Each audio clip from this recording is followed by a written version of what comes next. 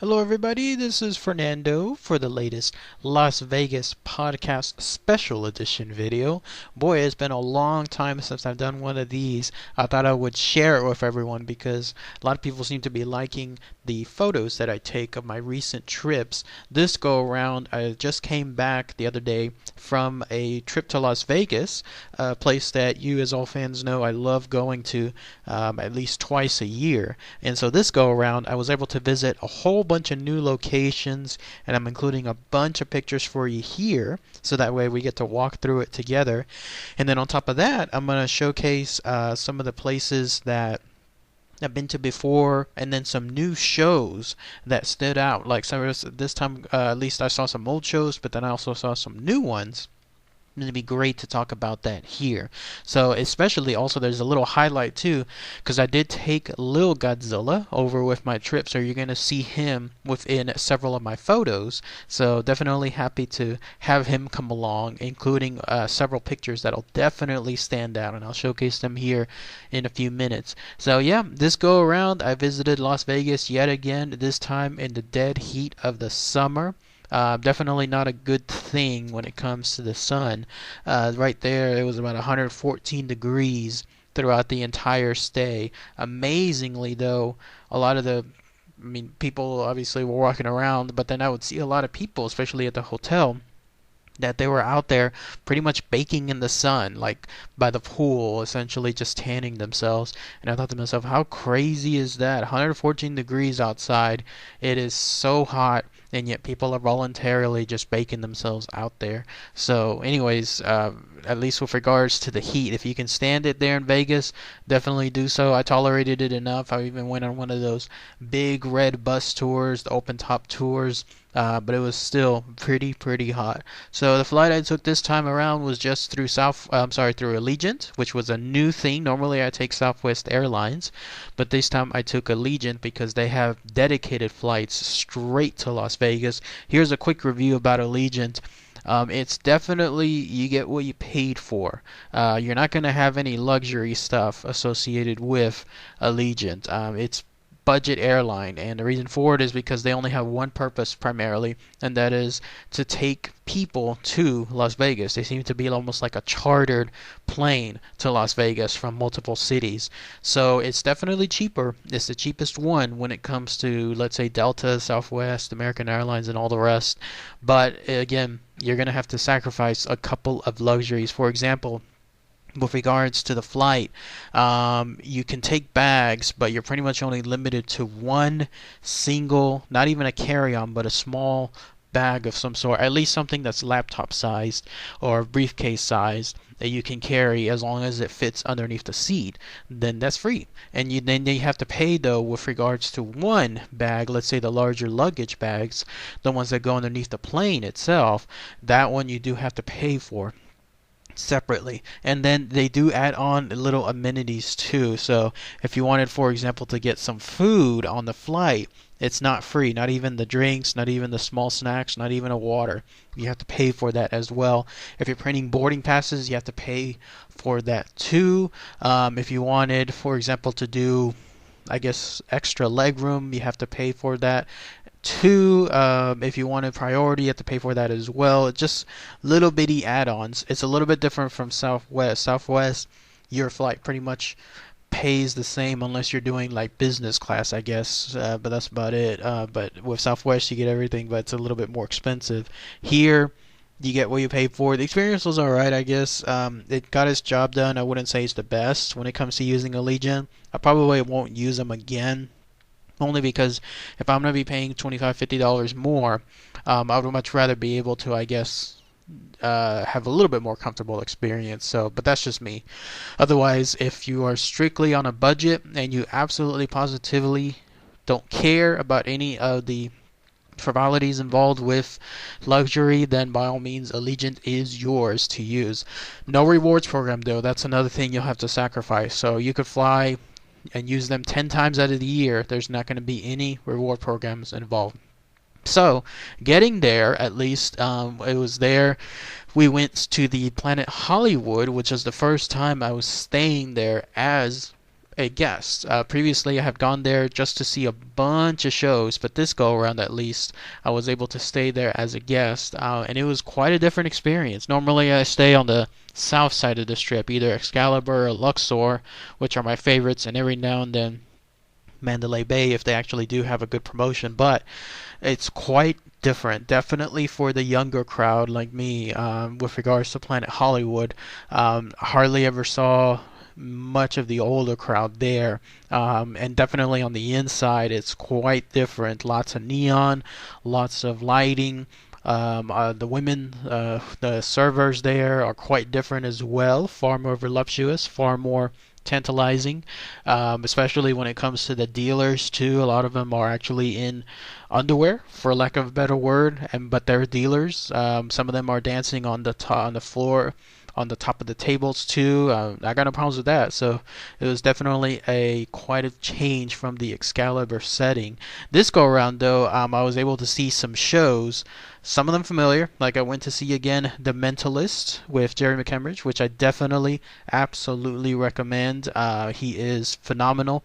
Even now, seeing him twice, I still don't know how he does some of his tricks. It's amazing. There's something else involved.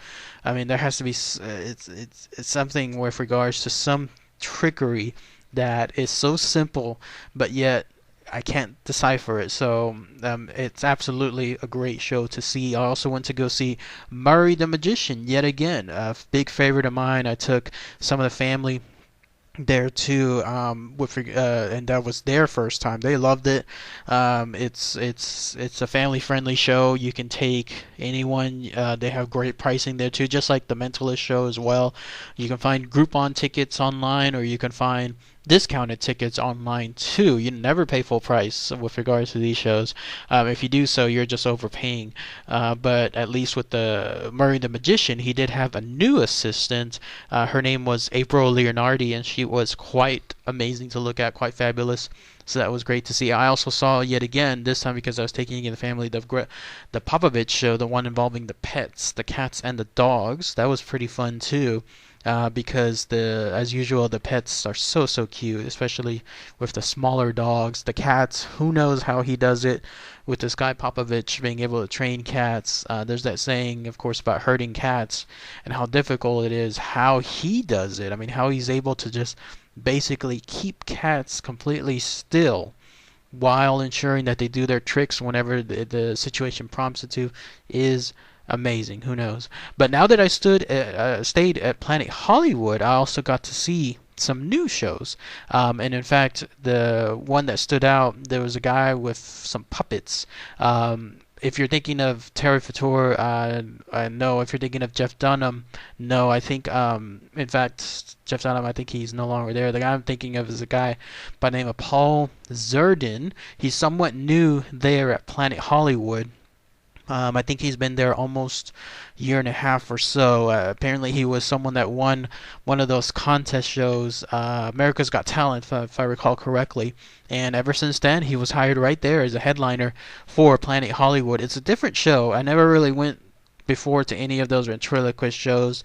It just wasn't my thing. But with regards to this show, some moments definitely stood out. It's a family friendly show. You can take kids if you wanted to. He's a little bit risque sometimes with some of the situations that he talks about, and then some of the words. He does cuss every now and then, but as far as the dolls themselves, they're pretty cute. There was an old man doll, there was, I guess, a younger kid doll, and then there was a baby doll, and he does all the voices with them. And then there was a really good looking assistant that came out that would sing a duet with the dolls as well. So that was also very fun, quite different experience. Again, I've never done these shows, the ventriloquist ones. They weren't appealing to me, but then seeing this, I can kind of see what the attraction is.